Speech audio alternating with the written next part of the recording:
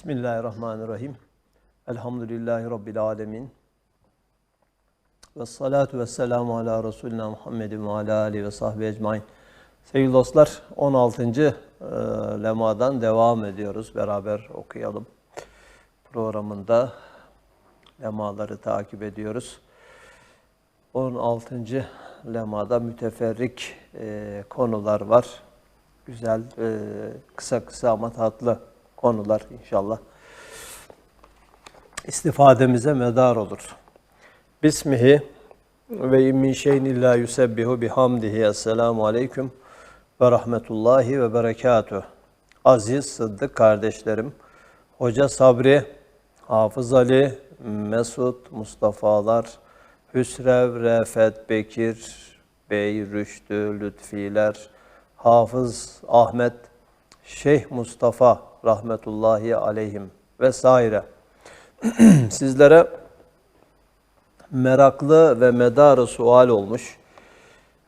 Bazılarının haklarında soru sordukları 4 küçük meseleyi malumat kabilinden muhtasar bir surette beyan etmekle kalbimde bir hatıra hissettim. Birincisi, kardeşlerimizden Çaprazzade Abdullah Efendi gibi bazı adamlar ehli keşiften rivayeten bu geçen Ramazan'da ehli sünnet ve cemaat için bir fereç, bir fütühat olacağını haber verdikleri halde zuhur etmedi. Böyle ehli velayet, yani velilik yolunda ilerlemiş veli zatlar ve keşfi açık kişiler neden hilaf-ı vaki haber veriyorlar? Gerçeğe aykırı haberleri niye veriyorlar? Benden sordular. Ben de birden sünuhat kabilinden olarak verdiğim cevabın muhtasarı şudur. Yani ne demişler demek ki? Bu geçen o zamanki işte Ramazanlardan birinde ehli sünnet ve cemaat için bir fereç, bir fütühat olacak. Yani güzel şeyler olacak diye müjde vermişler. Ama olmamış. Yine eskisi gibi devam etmiş. Halbuki zaman zaman böyle oluyor, yani böyle bazıları tabii şarlatanlık yapıyor ama bazı da hakikaten değerli insanlar bir şekilde keşifleri açık, yani kalp gözleriyle keşfediyorlar. Müjdeli haberler veriyorlar ama bunlar tahakkuk etmiyor. Bunu soruyorlar.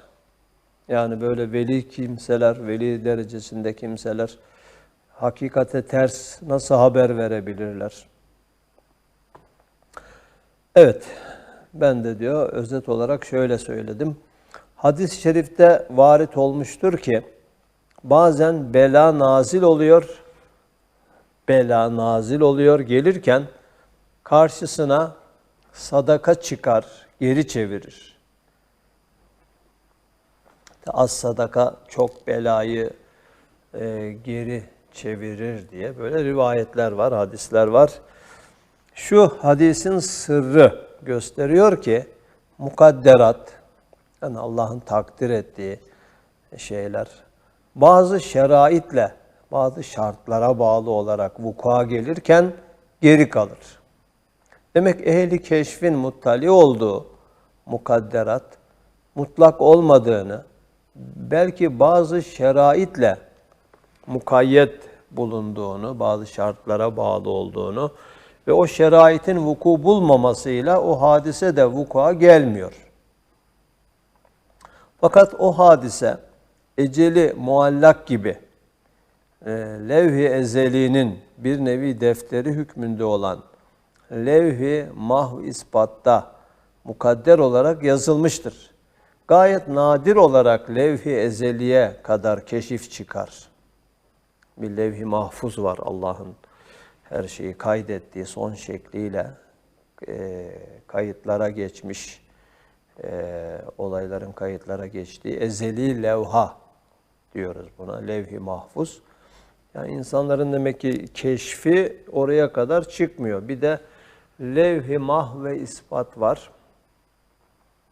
Yani bunlar bazı şartlara bağlı olarak şöyle yani insanlar şöyle olursa, şöyle yaparlarsa şöyle olacak diye gibi orada yazılı. Demek ki bu meleklerin muttali olduğu levhalar olabilir. İnsanların, veli insanların, çok büyük velilerin keşfi çıkabilir mi? Yerdeyken arş-ı azamı temaşa eden diyor bir yerde Abdülkadir Geylani için. Ama herkesin keşfi oraya çıkmadığı için o şartlara bağlı, muallakta olan, yani o şartlar yerine gelirse ancak ortaya çıkacak gelişmeleri görüyor, haber veriyor. Halbuki o şartlar yerine gelmiyor. Onları değiştirecek insanların iradesiyle başka şeyler devreye giriyor. Dolayısıyla da o tahakkuk etmiyor. Nasıl kaza mukadder olan, Allah'ın takdir ettiği kaza gelirken sadaka vermek onu geri çevirebiliyorsa, tersi de yani bazı böyle güzel olaylar meydana gelecekken insanların buna layık olmayacak hareketleri, davranışları da o güzel olayların ortaya çıkmasına engel oluyor. Yani buradan şunu sorumluluğumuz olarak düşünmemiz lazım. Her hareketimiz, her bakışımız, her nefesimiz çok önemli. Yani bizim belki de atmamız gerektiği halde atmadığımız bir adım yüzünden çok önemli olaylar geri kalmış olabilir. Yani bardağı evet taşıran son damladır diyorlar ya, ama aslında bütün damlaların payı var. Diğer herkes damlasını damlatmış ama biz damlatmadığımız için bir damlamız yüzünden bardak taşmamış olabilir. Taşması gecikmiş olabilir. Yani her hareketimizi böyle düşünüp sorumluluk hissetmemiz lazım ve iyilik yolunda yapmamız gerekenleri asla ertelemememiz lazım. İşte bu sırra binaen geçen Ramazan-ı Şerif'te ve Kurban Bayramı'nda ve daha başka vakitlerde istihraca binaen veya keşfiyat nevinden verilen haberler. İstihraç dedi yani işte bazı hadislerden veya ayetlerden manalar çıkarır yani o işin ehli olan kişiler. Bazı böyle keşfi tabii böyle rastgele olmaz bu yani bu bir ihtisas meselesidir. Çıkarırlar veya onları keşfederler. İstihraca binaen veya keşfiyat nevinden verilen haberler muallak oldukları şeraiti bulamadıkları için vuku'a gelmemişler. Ve haber verenleri tekzip etmiyorlar. Çünkü mukadder imiş. Fakat şartı gelmeden o da vuku'a gelmemiş. Evet. Ramazan-ı Şerif'te bid'aların refine, bid'aların ortadan kalkmasına ehli sünnet ve cemaatin ekseriyetle halis duası bir şart, bir sebebi mühim idi. Maalesef camilere Ramazan-ı Şerif'te bid'alar girdiğinden, duaların kabulüne set çekip fereç gelmedi. Demek ki bu da dikkat edilecek bir husus. Camilere bid'alar girmemesi lazım. Bid'alar, bid'a olan yerde, yani bid'a bulaşan kimsenin, bid'alara taraftar kimsenin veya bid'aların yaşandığı yerlerde dualar kabul olmaz. O bid'alar duaların kabulüne set çeker.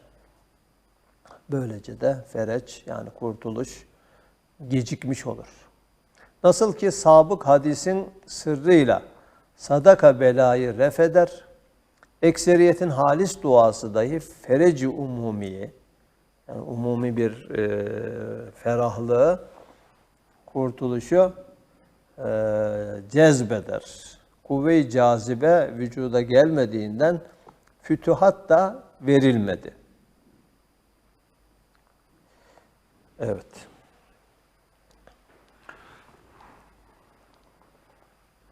Her insan çağından mesuldür.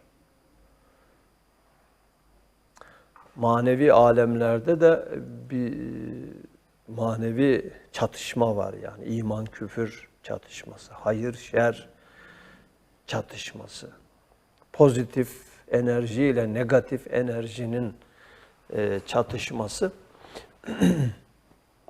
Dolayısıyla bizim dünyaya verebileceğimiz sürekli en güzel şey pozitif enerji yaymamız. Tabii her kap içindekini sızdırır. Yani içinde ne varsa onu yayarsın. İnsanın gözlerinden, bakışlarından, nefeslerinden pozitif yahut negatif enerji yayılır. İçinde biriken enerji pozitifse bu insan çevresine onu yayar. Öyle insanların yanında insanlar huzur duyar. Yani onu yanında bulunmak bile o pozitif enerji kapsamına girmek olur ve o huzuru hissedersiniz. Veya pozitif enerjinin çok yayıldığı yerlerde o daha çok hissedilir tabii. Mesela camiler böyle yerler, değil mi? Camiler, efendim. Ondan sonra kötülüklerin, günahların işlenmediği, günahlardan uzak mekanlar, değil mi? Mesela böyle ormanların içi, mezarlıklar. Yani günah yoksa bir yerde, günah varsa zulüm var, günah yoksa orada yani mezarlıkta kimse yok diyeceksiniz ama gene de iyi ruhların veya oraya gelenler dua ediyorlar. Onların yaydığı pozitif enerji var. Ya bu insanın içinde başlar bu kavga. Pozitif enerjiyle negatif enerjinin kavgası. Yani bir taraftan şeytanın telkinleri kalbin bir köşesinde, şeytanın üflemeleri, lümme-i şeytaniye vasıtasıyla bir taraftan melek ilhamı. Yani melek ilhamıyla şeytan vesvesesinin çatışması. Sen hangisini dinliyorsun? Hangisini daha öne çıkarıyorsun? Hangisini bastırıyorsun? Buna göre ailede, değil mi? Okulda, sınıfta, mahallede, efendim, şehirde, ülkede, mesela ülkede hava nasıl, değil mi? Kara bulutlar üzerimizde dolaşıyor deriz bazen. Yani böyle negatif enerji daha yaygındır, baskındır. Bazen pozitif enerji baskındır. Herkes bir rahatlık hisseder. Nihayetinde de bütün dünyada, tüm dünyada yani bunun kavgası var. Asıl kavga bu. Manevi alemlerde pozitif enerji ile negatif enerjinin kavgası. Sen hangisine destek oluyorsun? Çözümde görev almıyorsan sorunun bir parçasısın demektir. Değil mi? Ya pozitif enerjinin artmasına yardımcı oluyoruz ya da negatif enerjinin çoğalmasına. İşte bunlar böyle. Hiçbir şey o zaman küçük değildir. Hiçbir şey önemsiz değildir. Önemsiz değildir. Saadet-i ebediyeye yardım eden küçük değildir diyor bir yerde. Ufak bir nükte, yani ufak bir Kur'an'dan bir mana insanın ebedi saadete yönelmesine vesile olabilir ve asla o küçük olmaz. İşte bu vesileyle bunları da hatırlamış olduk. kuvve-i cazibe vücuda getirmek lazım. Yani böyle insanın içinde, kalbinde iyiliğe açık olması, güçlü mıknatısların böyle çekim gücü gibi iyilikleri çeken tarafının fazla olması gerekiyor. Bu da duyguları, düşünceleri, yeni şeyler öğrenmeleriyle gerçekleşecek bir husus. Evet, ikinci meraklı sual neymiş bakalım. Bu 2 ay zarfında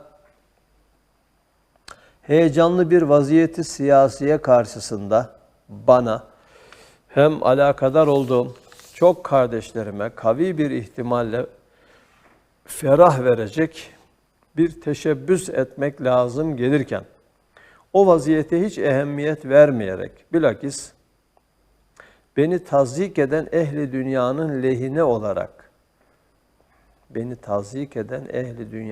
lehine olarak bir fikirde bulundum. Bazı zatlar hayret içinde hayrette kaldılar. Dediler ki sana işkence eden bu müptedi, yani bid'alara batmış, bid'aları icat eden ve kısmen münafık baştaki insanların takip ettikleri siyaseti nasıl görüyorsun ki ilişmiyorsun? Evet. Bu İkinci Dünya Savaşı sıralarında geçen bir olay. Olayın kendisini söylemiyor burada. Mesela ama ben öyle tahmin ediyorum. Bediüzzaman savaş taraftarı değil. Yani o 40'lı yıllarda da işte o zamanki idare, hükümet, Halk Partisi hakim. Ama onlar da savaş taraftarı değiller. Yani savaş taraftarı olmama yönüyle, yani biz İkinci Dünya Savaşı'na girmeyelim, karışmayalım yönüyle Bediüzzaman'la onların fikirleri o açıdan, sadece o açıdan örtüşmüş yani. Örtüşmüş. Dolayısıyla ya bunlar diyor sana zulmediyorlar, seni hapislere atıyorlar, senin savunduğun iman esaslarına, iman hakikatlerine muhalif bir siyaset izliyorlar. Sen nasıl onlarla aynı fikirde olabilirsin anlamında bir soru bu. Evet. Dediler ki sana işkence eden bu müptedi ve kısmen münafık baştaki insanların takip ettikleri siyaseti nasıl görüyorsun ki ilişmiyorsun? Verdiğim cevabın muhtasarı şudur ki, evet, kavi bir ihtimalle ferah verecek bir teşebbüste bulunmak lazım gelirken şu da olabilir. Yani İkinci Dünya Savaşı dedim. Ona katılıp katılmama meselesi, fikri, düşüncesi ile beraber. Onun dışında bir de artık çok partili döneme geçilecek, zemin hazırlanacak. Yani o tek parti, o zamana kadar gelen tek parti yönetimine karşı hareketler ortaya çıkmaya başlamış, yavaş yavaş filiz vermeye başlamış. Bu sefer ama Bediüzzaman onlara da meyletmemiş yani. Siyaset yoluyla bir hizmet tarzını benimsememiş, tercih etmemiş. Bunu diğer eserlerinden de anlıyoruz. Bu alakadar olduğum çok kardeşlerime kavi bir ihtimalle ferah verecek bir teşebbüs etmek lazım gelirken o vaziyete hiç ehemmiyet vermedim demesi bu da olabilir. Tabii burada bakalım belki hangisi bu iki şeyden veya başka bir şey mi? Gelecek satırlar bunu daha da deşifre edebilir. Verdiğim cevabın muhtasarı şudur, özeti. Bu zamanda ehli İslam'ın en mühim tehlikesi fen ve felsefeden gelen bir dalaletle kalplerin bozulması ve imanın zedelenmesidir. Çok önemli bir cümle bu, bir daha okuyorum. Bu zamanda ehli İslam'ın en mühim bir tehlikesi fen ve felsefeden gelen bir dalaletle, yani bilimlerin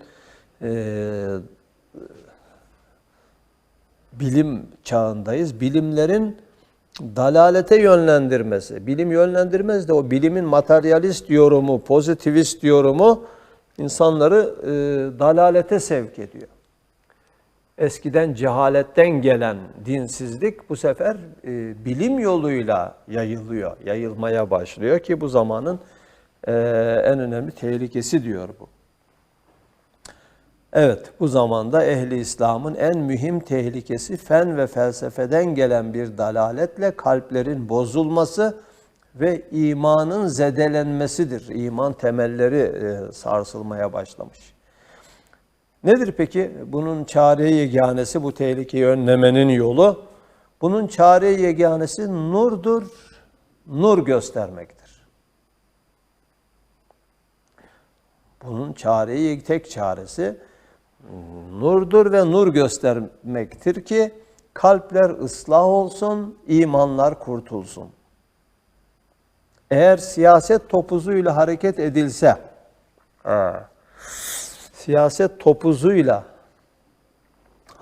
edilse, galebe çalınsa, hani diyelim bir parti kurduk.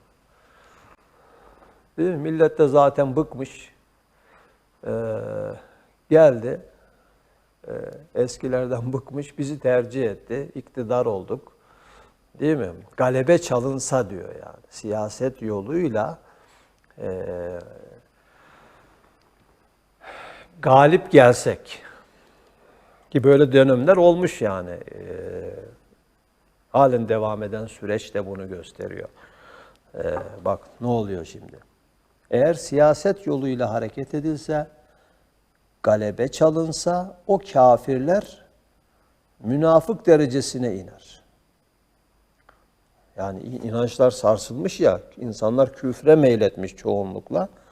Yani bunun yolu imanları takviye eden bir hizmet gerekirken nur göstermek.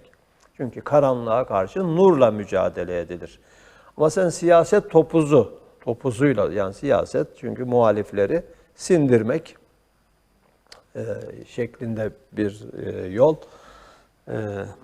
Dolayısıyla böyle hareket edilse, galip gelinse bile o zaman ne olur? O kafirler münafık derecesine iner.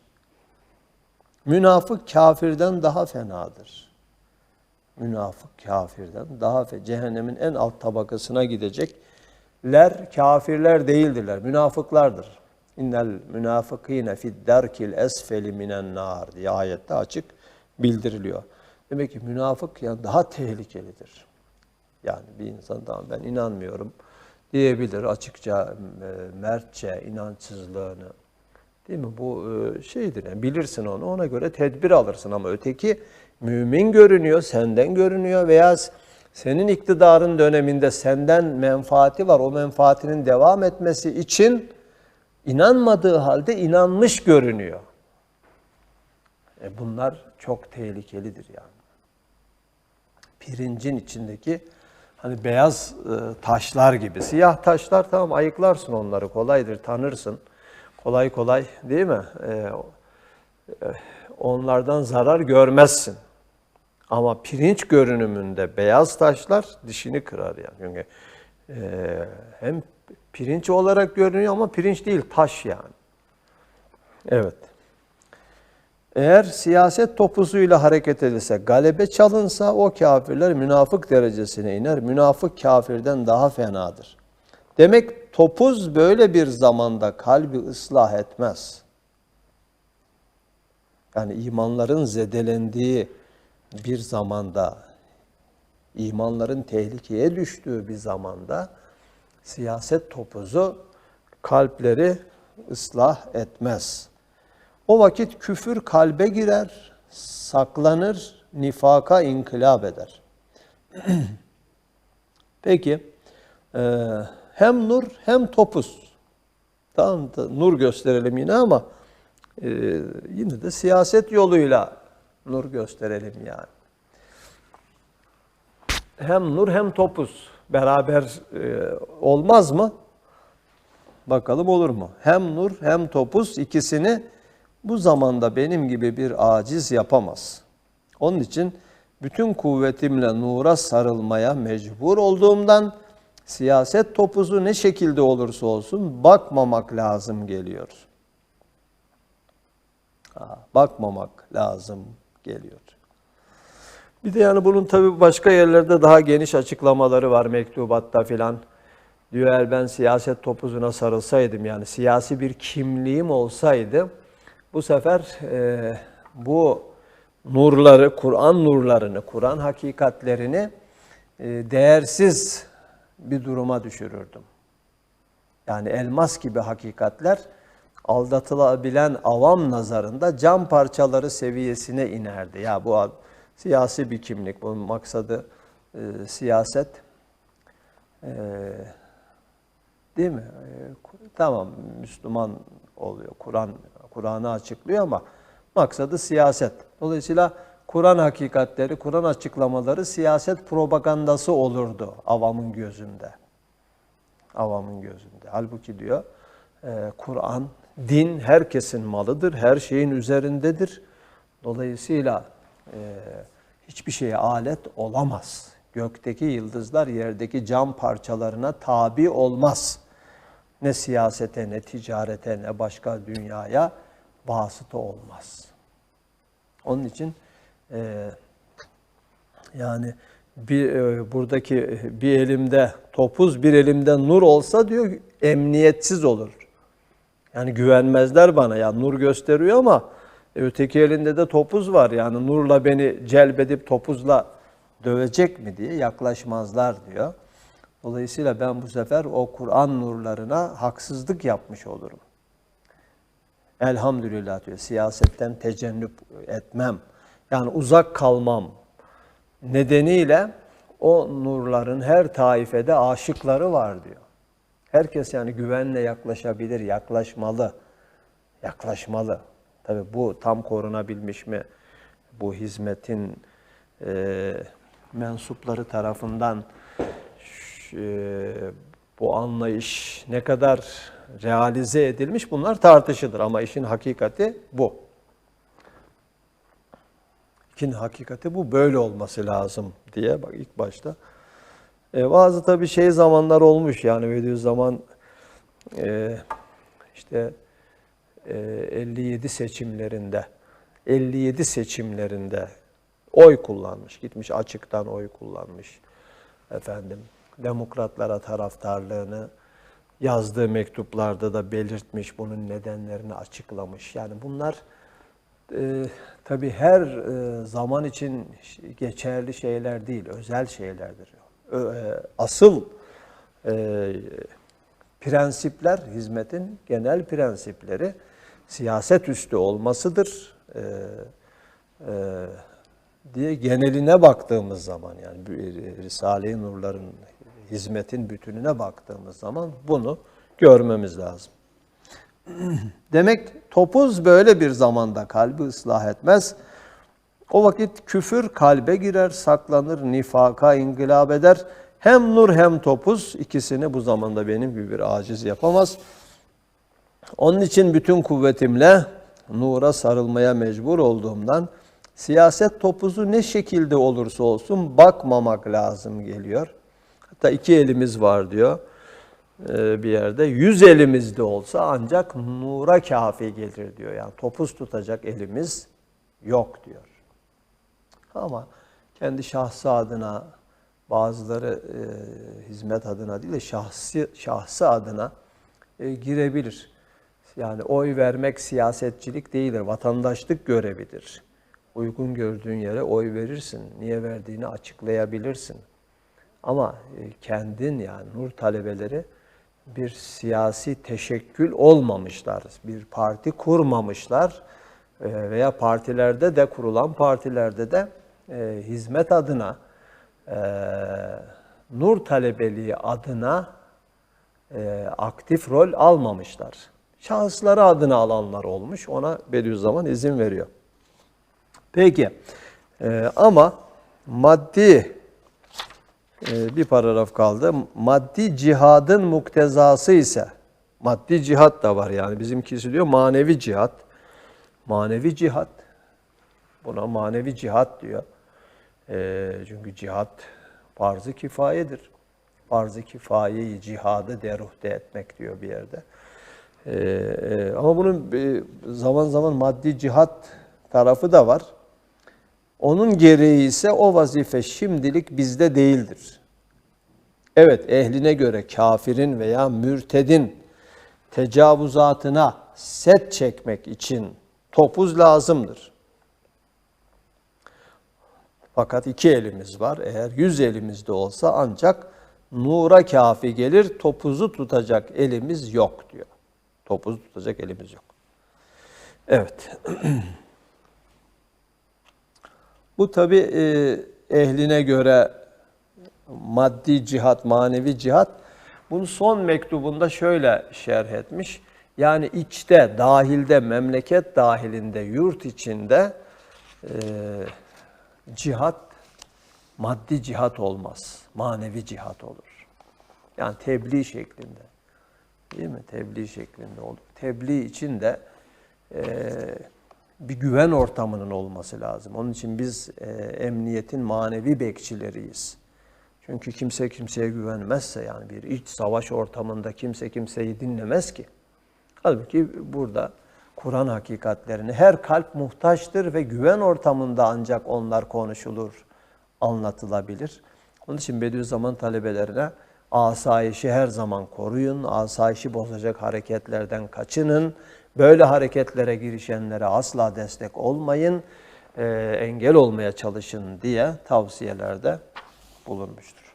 Ama dışa karşı, işte Kurtuluş Savaşı'nda olduğu gibi, değil mi? Bediüzzaman mesela Ruslar gelmişler, kendisi Kuvayi Milliyeci olmuş, kendisi talebeleriyle bir birlik oluşturmuş efendim.